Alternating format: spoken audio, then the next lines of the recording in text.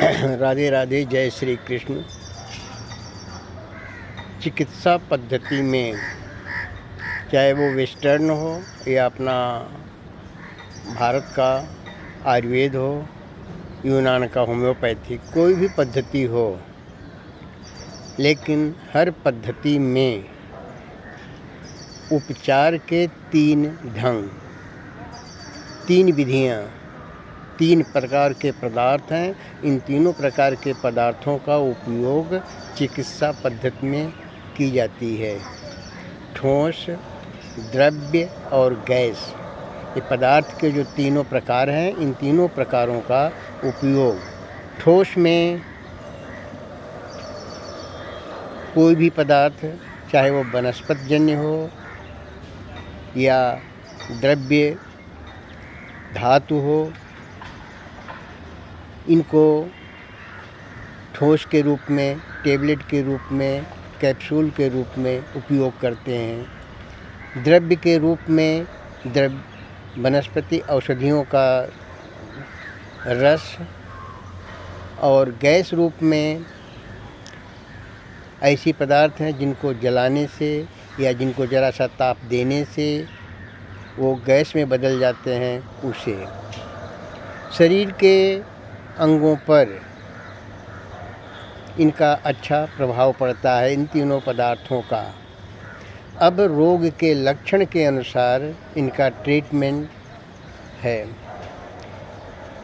अब ये जानना ज़रूरी है कि सबसे बढ़िया उत्तम साधन अपना आयुर्वेद का है, लेकिन पाश्चात्य शैली ने, एलोपैथी ने हमारे इस खजाने को ख़त्म कर दिया।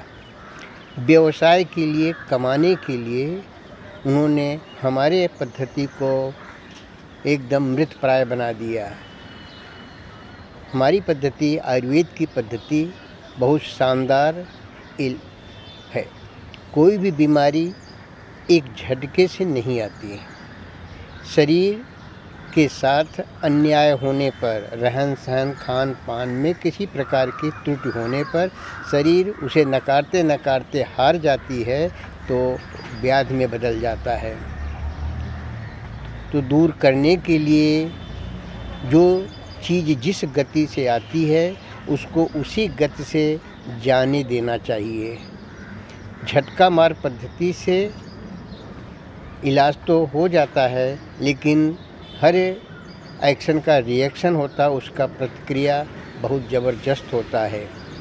एक बीमारी से आराम तो मिल जाता है, मगर दूसरी बीमारी को जन्म दे देता है। इसलिए सहन शक्ति के साथ आयुर्वेद चिकित्सा, आयुर्वेदिक पद्धति अपनाएं। और हमारे यहाँ तो हर किचन में हर बीमारी की औषधि है। जितने भी मसाले हैं वो सब औषधि हैं। सबसे उत्तम औषधि तो पाई जाने वाली किचन में हल्दी है। हल्दी, अजवाइन, जीरा, मेथी, लहसुन, ये सब आयुर्वेद के परम घटक हैं, वानस्पतिक औषधियाँ हैं। इनका सही उपयोग समय से होता रहे, जानकारी के अनुसार है। यानी रोग के 3 ही कारण हैं, वात, पित्त, कफ। इन तीनों में जो ही ज़्यादा क्रोध करेगा, उसी के लक्षण शरीर पर परिलक्षित होने लगेंगे। तो जो घटक के वात, पित्त, कफ में जो अधिक हो गया, इनका संतुलित होना ज़रूरी है। ये ऐसा नहीं कि शरीर के तीनों हानिकारक हैं, तीनों बहुत ही उपयोगी हैं। हमारे शरीर की जीवन प्रक्रिया को सुचारू रूप से चालू रखने के लिए ये बहुत ज़रूरी है। लेकिन कोई भी एक कुपित हुआ तो उसका दुष्परिणाम देखने को मिलता है। अगर तीनों एक साथ कुपित हो गए शरीर में, तो सन्निपात और सर्दियाँ, मौत के लक्षण होते हैं। तो हर प्राणी को, हर इंसान को बीमारी और बीमारी से बचने के लिए उपाय जानना ज़रूरी है। मैं ये नहीं कहता कि एलोपैथिक पूर्णतः असफल है, नहीं।